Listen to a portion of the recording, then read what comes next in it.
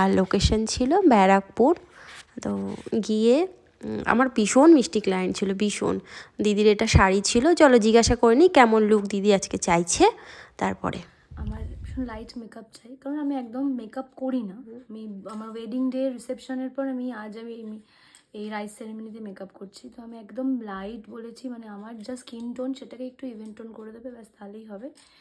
আর বাকিটা দিদির ওপর, সবটা দিদি করে দেবে। চলো দেখি কেমন। তোমরা তো শুনেই নিয়েছো দিদি কেমন লুকটা চাইছিল। তো আমি দিদির বোনের মতন করার চেষ্টা করেছি। এটা ছিল দিদির হেয়ার, তো ফুল একটু কম পড়েছিল, সেটাই ম্যানেজেবল করে এদিক ওদিক করে দিয়েছি। আর দিদির ফাইনাল লুকটা ভীষণ মিষ্টি এসেছিলো, ন্যাচারাল আর সফটের মধ্যেই আমি রেখেছি। কেমন হয়েছে সবাই একটু জানিও।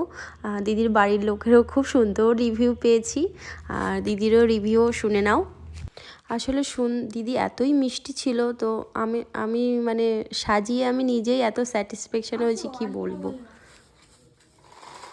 এমনি সুন্দর, তারপরে আবার সেজেছে। তুমি ঠিক শনিবার দিন লঙ্কা বুলি নিও কিন্তু বৌদি গায়ে ছেলের সাথে। বলো কেমন লাগলো সেজে? Very much satisfied. আমি মানে ভেবেছিলাম যে তুমি এরকম আমাকে সুন্দর সাজাবে, and I think I am looking great. আর দিদিকে আমি অনেক জ্বালিয়েছি, কারণ ছোট বাচ্চা, হ্যাঁ, ও কখনো উঠে যাচ্ছে কখনো কাঁদছে, খুব সুন্দর। আর দিদির মানে ফিনিশিংটা ভীষণ সুন্দর, প্রচুর ধৈর্য। I am quite happy with the whole set up. Thank you so much, খুব সুন্দর লাগছে গো, খুব সুন্দর। দিদির রিভিউ আমি নিয়েছি, আর ফাইনাল রেজাল্টটা দেখে সত্যিই মনটা ভরে গেছে। কেমন হয়েছে আবারও বলছি সবাই জানিও, আর আমাকে বুক করতে হলে আমার নাম্বারে কন্ট্যাক্ট